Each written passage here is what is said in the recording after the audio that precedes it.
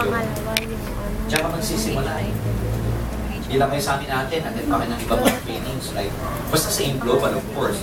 Huwag muna kayong attend ng mga trainings na hindi pang AIM Global, yung mga third party. Huwag muna, puro AIM Global muna. Maliwanag ba yun? Yes. Attend kayo ng mga trainings, sanctioned, commissioned by your uplines. Saka na kayo attend ng mga trainings na wealth magnet ni, hindi ko nababanggitin kung sino, yung lagi nakaganon. Saka na kayo attend ng mga ganon. Attend na nyo muna, puro AIM Global. Nag kayo ng mga motivational movies, Zig Ziglar, the great, motivational speakers sa YouTube kasi generic naman ang topics nila. Buy books kasi leaders are readers. If you want to make this as your career, you have to make the habit of reading books. Kung gusto niyang gawing career to, dapat nagbabasa kayo ng libro. Pag nagbabasa kayo ng libro, hindi naman kailangan ma-memorize mo yung ganito kakapal. Pag bumili ka ng libro, ganito kakapal, at dalawa, tatlo lang ang natutunan mo, sulit na yun. That's how I treat books. If I buy books, I learned like in one sentence, I learned something that I've never learned before. It's worth it. I don't need to memorize and learn everything about that book. Pakakuha ka lang ng pointers na isa, dalawa, tatlo, nalaman mong bago, sulit ka na rin. Kapag kamali na maraming tao, kaya tamad magbasa, iniisip nila, kailangan masa ulo ko lahat to. Walang ganon. So read a lot. Okay? Read, attend trainings, listen to your uplines. Ano na dami knowledge mo? Ano ka? Umattend ka ng ganitong trainings para yung attitude ng mga kapwa mo umaattend, na-absorb mo rin at the same time. Kasi yung ganito, may emotion contagion to eh.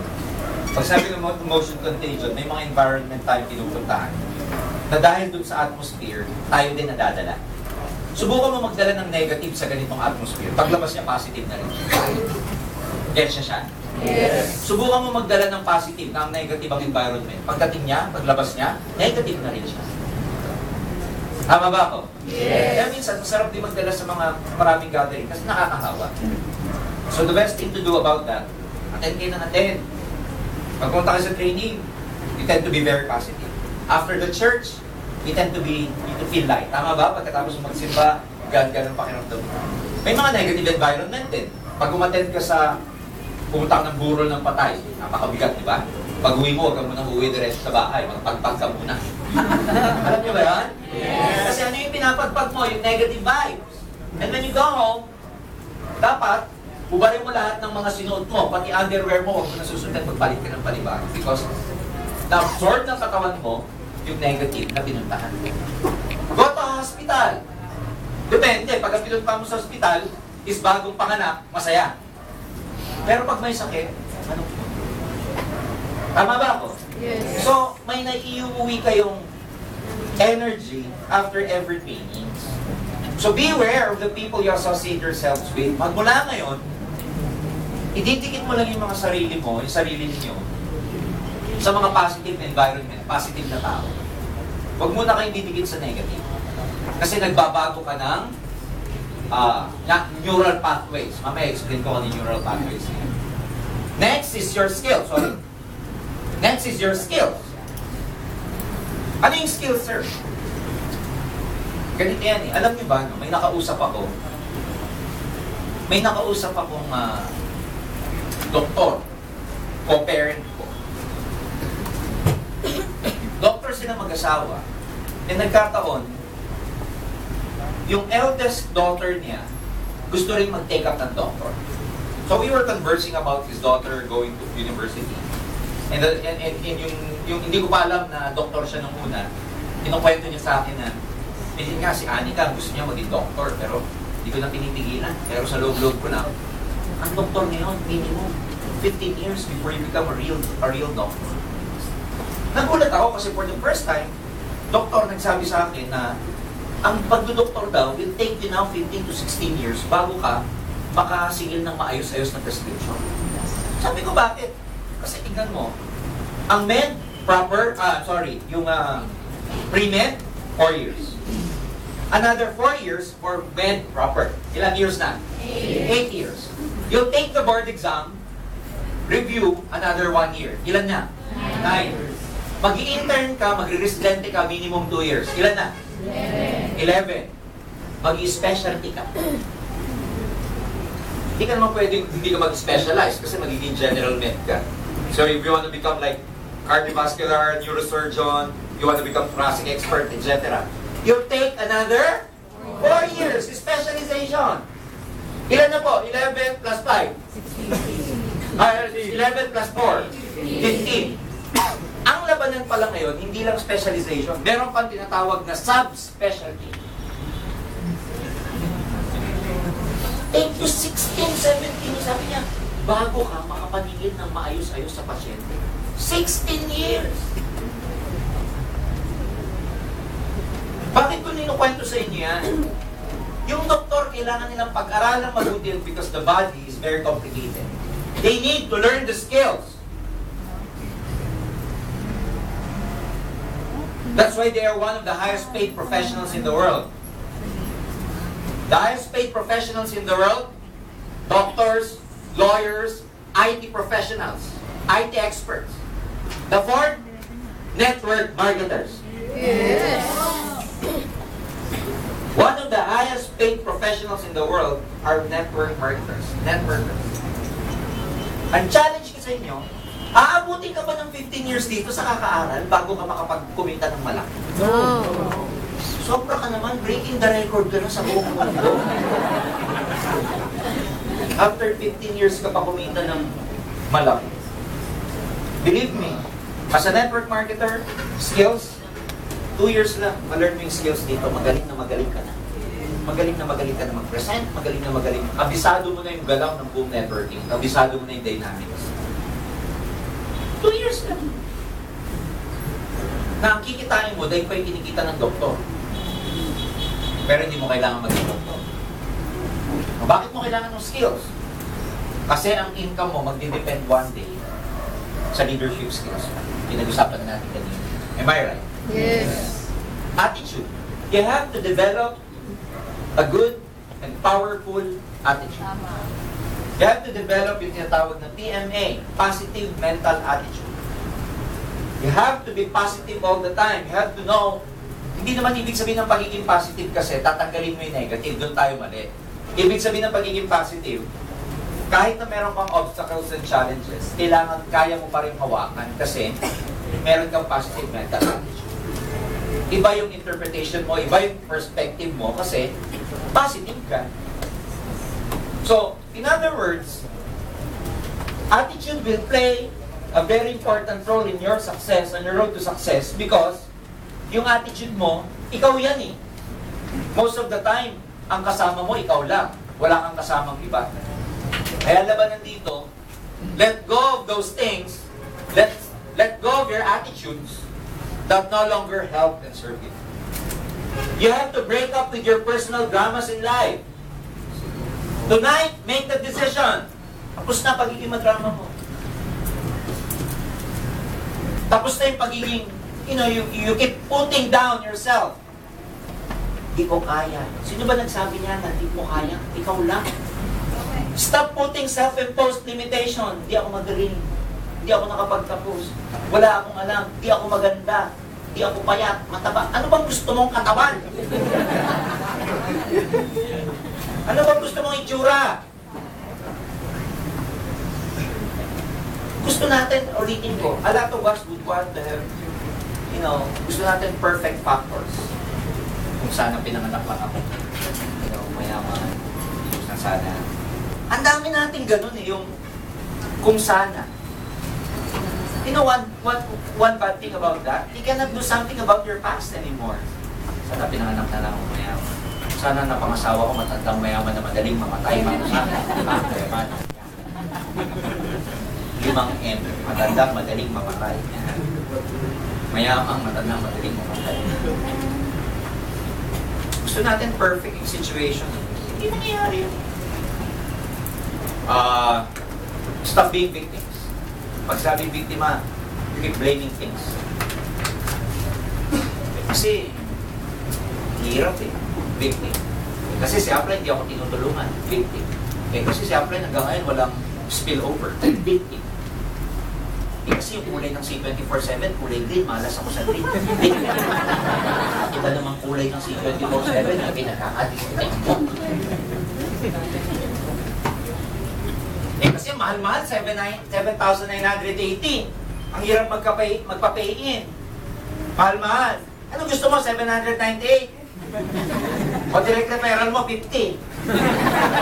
Ang bangga mo, 150. Ang hirap ka maging milyonaryo. Tama niyo yung sabihin? 7,980, langgalan mo ng zero, baba nga, 798 nga. Pero yung DRB mo, tsaka matches mo, tanggalan mo rin ng zero, di magkano lang commission mo? Stop being victims. Let go of your personal dramas. Deal with your situation, do something about it. Because you have to understand, lahat na mangyayari sa'yo, choice mo yan. Maten ka ng training ngayon. Di ba? Kung maten ka ng yung kick-off training ko, ano sabi ko sa kick-off training ko, one of the best trainings that I normally conduct, gusto kong topic yung your life is a matter of choice. Maten ka ng training ngayon. For every choice that you make, ginawa mo na rin yung, gumawa ka nila ng choice, ng result ng choice na ginawa. Every time you make a choice, you also made up your decision to the consequence of whatever choice you make. For example, you attended training today. You made that choice. Pero sa pag-attend nyo ng training ngayon, sa choice na ginawa ninyo, gumawa na rin kayo ng choice na pagalingin ang sarili. Tama niyo ibig ko sabihin? Yes! Pag nag-recruit ka, choice mo yon.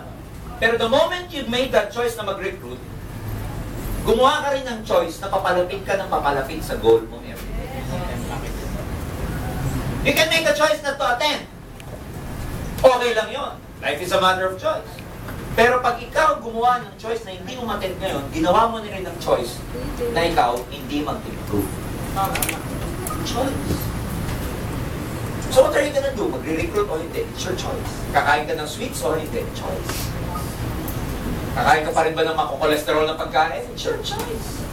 Nobody's preventing you. But every time you make a choice in your life, you also made the choice or the decision kung ano mang consequence ng choice na iyo. Let go of your personal dramas. May nirecruit ka. Ayaw. Makatatlong hakbang lang palayo sa'yo yun. Hindi ka na iniisip mo. Ikaw, ang layo mo na. Nasa tricycle ka na. Ayop yun.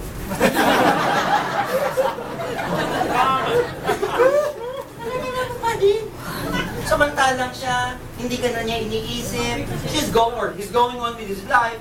While you, aburi-aburi doon, nasa bahay ka na, makain, busy. Matutulog ka na, babalikan ko na nga siya pag mayaman na. Tagal mo mag-let go. Ayaw, let go. Next. Kaya kayo nahihirapan eh. Okay.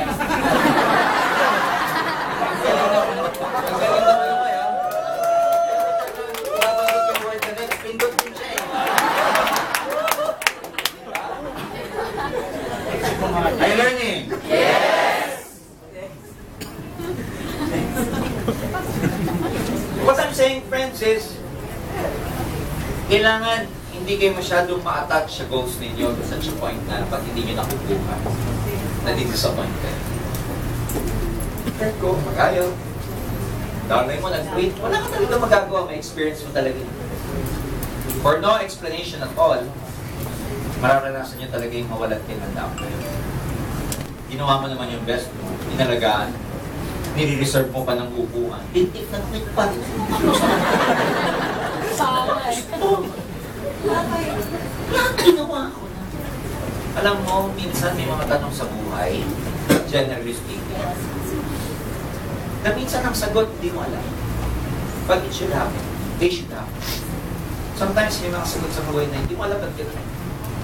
Ba't nagtitang? Walang sagot yun. Ang hirap sagutin. Ginagawa ko na may best ko, ba't wala nangyari? Hirap sagutin no? Dasal naman ako ng dasal, di pa dumadating. Ang hirap sagutin na mga yan. Kaya ako naging prinsipyo ko dyan, every time na meron kang tanong, ang hirap sagutin. Ang sinasabi ko sa sarili ko ganito, pwede nyo i-apply, mahihirap ko sa inyo. Pag may mga katanungan kang hindi masagot at walang sagot, sabihin mo sa sarili mo, ganito na lang. Ganun talaga. Kasi, tapos na. Tama ba? Tapos. Nag-withdraw na. Ganun talaga. Tapos na. Hindi yung... Para si John. Nanganganak pa eh. Tama ba ako? Yes. Ayaw ng prospect ko. Ba't kaya? Sometimes you blame, ano kayang kulang sa akin? May tinga ba ako? Yung ba mo yung sinilili ko? Pangit ba pagkakapresent ko? Ang dami mong rasyonale kung bakit hindi sumama. But sometimes, you don't need complicated answers. You don't need justifications. All you have to tell yourself, ganun talaga eh. Ganun talaga eh. Ano gagawin mo? Ganun talaga. O at least, tapos na. Accept mo. Yung mga Pilipino, most emotional people in the world. Napaka-emotional natin. Mamaya, ibang topic. Okay? Pero meron ako ipapakilala sa inyo. Distributors. Kung titignan yung sumama, wala namang leader view. Pero dahil yung step up and natuto, pinag-aralan, nagtiyaga na matutunan ng skills, paano mag-recruit, paano mag-invite, paano magbenta, paano mag-follow up, paano mag-goal setting, paano magsalita, paano mag-OPT, paano mag-go party, etc. Tapos binago nila yung attitude nila. Because let me tell you this, your past has nothing to do with your future. Yan na. Yung nakaraan mo, walang kinalaman sa mararating. I-prove ko sa inyo. Ito, tunay na nito. Look at Gemma Hamisola, one of our distributors in Cebu City. Gemma Hamisola, 20 years na empleyado. Mananani lang po. High school graduate, maliit na babae, napakamahiyain. Next, saan nakatira? Sa ilalim ng tulay, sa Mactan Bridge. They are so poor, sa squatters area lang nakatira. Nag-join sa Global, dalawang problema. Wala siyang pera at napaka-negative ng asawa niya. Kasi yung asawa niya, parang silang factory workers, they're making about 250 pesos per day each of them. Siyempre, pag lalaki ka, ayaw mo na yung asawa mo kung ano na inaatupag kasi importante din yung araw-araw. Kaya nung itong si Gemma, nag-game global, galit yung husband niya, si Juanito. But then, at the end of the day, Gemma may pangarap. Pinag-aralan ng game global, mahirap, high school undergraduate. Her past had nothing to do with her future. Fast forward, naturuan, na-train, nagkaroon ng good learning attitude, pinag-aralan ng mabuti, nagkaroon ng skills, binago mental attitude. Look at Gemma na. Global ambassadors, husband niya. First car nila, second car is the top of the line, Mazda pickup truck. 2 years ago, nung sinundo ako sa airport nito, nag-volunteer. Kasi bago pala ang kotse. Nag-volunteer na siya. Apply ako na po susunod sa inyo sa airport. I was from Manila to Cebu. When I arrived in Cebu City, ito dala-dala nila wala pang plate na. Ang nagda-drive si Juanito. Naka-shades pa. Positive na. You know what I'm saying? Next. Oh, ano nakuha niya? Qualify sa Singapore. She qualified for the profit sharing. And you know, pag ikaw global ambassador, you qualified for profit sharing. Qualified ko na rin sa US. She went to Hong Kong. Qualified. Ang average monthly income nito ngayon, she is our top 2 distributor in Cebu City. Average monthly income is 500,000 pesos per month.